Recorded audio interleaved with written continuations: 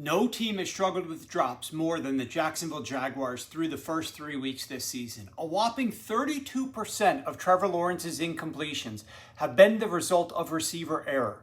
That ranks number one most in the NFL. 14% of his total pass attempts are incomplete due to receiver error, and outright 12% of them are just being dropped by receivers. Both of those are the worst marks in the NFL so far this year. And it's costing them points on the scoreboard directly. Inside of the red zone, 19% of Lawrence's attempts have been dropped, and 44% of his incompletions, they've been the result of receiver error. Yes, Brian Thomas Jr. has gotten the most criticism, and justifiably so, but he's not alone in letting down this offense.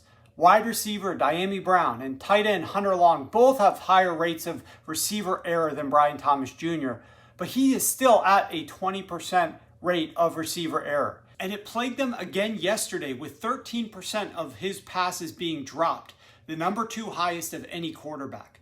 Trevor Lawrence currently ranks dead last in completion percentage over expected, but he's lost 14.1 expected points due purely to receiver error. Only Joe Flacco ranks worse in EPA lost due to receiver error. There's got to be a lot of improvements with Jacksonville, from the receivers to the quarterback play, and Trevor Lawrence is not blameless here either.